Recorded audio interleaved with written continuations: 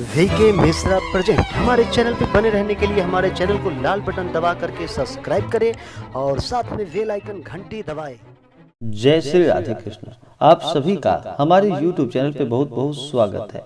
आइए आज सुनते हैं धनतेरस व्रत की कथा। इसे धन त्रयोदशी के नाम से भी जाना जाता है। धनतेरस का व्रत हर वर्ष कार्तिक माह की कृष्ण पक्ष की त्रयोदशी तिथि के दिन इस व्रत को किया जाता है। धनतेरस में इस दिन कुबेर देवता माता लक्ष्मी का पूजन किया जाता है। इस दिन माता और कुबेर देवता के समक्ष दीपक जलाते हुए पूरे विधि विधान के साथ इस दिन माता लक्ष्मी और कुबेर देवता की आराधना करनी चाहिए। इससे सभी प्रकार के सुख और समृद्धि की प्राप्ति होती है। माता लक्ष्मी सभी प्रकार के सुखों को प्रदान करने वाली है। धनतेरस का दिन, यह दिन बड़ा ही पुण्य फलदायक माना गया है। इस दिन अगर सोने और चांदी की खरीदारी करे तो इसमें 13 गुना इससे बढ़ोतरी होती है। जो भी इस दिन सच्ची श्रद्धा के साथ माता लक्ष्मी और कुबेर देवता का पूजन करते हैं तो उन्हें सभी प्रकार के सुखों की प्राप्ति होती है। तो आइए सुनते हैं धनतेरस की कथा। तो बोलिए प्रेम से माता लक्ष्मी की जय, कुबेर देवता की जय। बहुत समय पहले की बात है कि एक बार भगवान विष्णु मृत्यु लोक में विचरण करने के लिए आ रहे थे। तब माता लक्ष्मी जी ने उनसे कहा कि मैं भी आपके साथ चलूंगी, और ऐसा माता लक्ष्मी उनसे आग्रह करने लगे। तब भगवान विष्णु जी ने कहा कि यदि मैं जो बात कहूँ तुम अगर वैसा ही मानो तो फिर चल सकती हो। तब माता लक्ष्मी जी उनकी बात मान गई और भगवान विष्णु के साथ भूमंडल पर आ गई। कुछ देर पश्चात एक जगह पर पहुंचकर भगवान विष्णु ने माता लक्ष्मी जी से कहा कि जब तक मैं ना आऊं तुम यहाँ ठहरो, मैं दक्षिण दिशा की ओर जा रहा हूँ, तुम उधर मत आना। विष्णु जी के जाने पर लक्ष्मी माता के मन में कौतूहल जागा कि आखिर दक्षिण दिशा में ऐसा क्या रहस्य है जो मुझे मना किया गया है वहां जाने को। भगवान तो स्वयं चले गए और फिर माता लक्ष्मी से रहा नहीं गया, और जैसे ही भगवान आगे बढ़े लक्ष्मी माता भी उनके पीछे पीछे चल पड़ी। कुछ ही आगे जाने पर उन्हें सरसों का एक खेत दिखाई दिया जिसमें बहुत सारे फूल खिले हुए थे।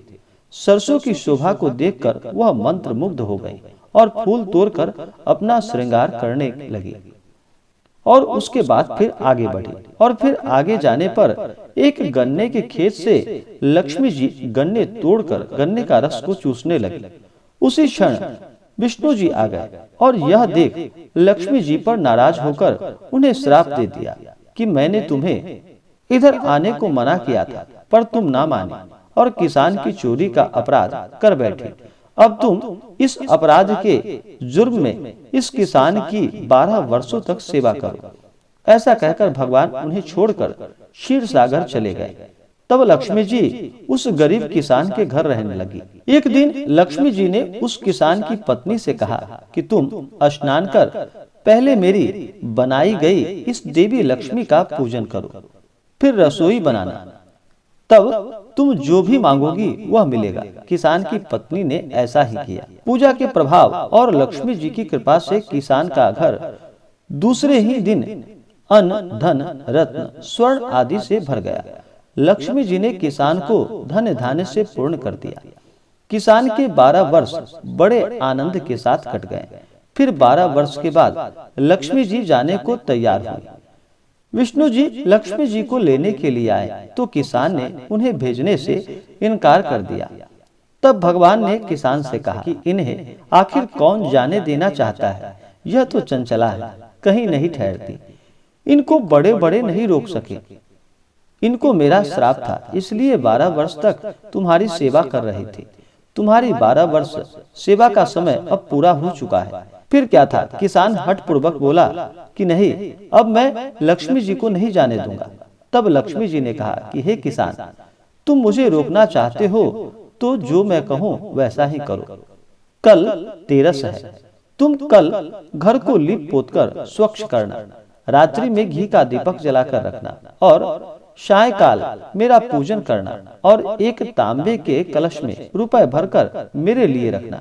मैं उस कलश में निवास करूंगी, किंतु पूजा के समय मैं तुम्हें दिखाई नहीं दूंगी। इस एक दिन की पूजा से पूरे वर्ष भर मैं तुम्हारे घर से नहीं जाऊंगी, यह कहकर वह दीपकों के प्रकाश के साथ दशों दिशाओं में फैल गई। अगले दिन किसान ने लक्ष्मी जी के कथानुसार पूजन किया। उसका घर धन धान्य से पूर्ण हो गया। इसी वजह से हर वर्ष तेरस के दिन लक्ष्मी जी की पूजा की जाती है। जो भी इस दिन सच्ची श्रद्धा के साथ माता लक्ष्मी और कुबेर देवता का पूजन करते हैं, उन्हें सभी प्रकार के सुख और समृद्धि की प्राप्ति होती है और माता लक्ष्मी की कृपा से घर में कभी भी धन्य धान्य की कोई कमी नहीं होती। तो बोलिए प्रेम से माता लक्ष्मी की जय, कुबेर देवता की जय। तो आशा करता हूँ कि यह जानकारी आपको अच्छा लगा हो। ऐसे ही ज्ञानवर्धक जानकारियाँ प्राप्त करने के लिए हमारे इस चैनल को लाल बटन दबा करके सब्सक्राइब करें, साथ में बेल आइकन घंटी दबाएं ताकि मेरे वीडियो का नोटिफिकेशन आपके पास सबसे पहले पहुंचे।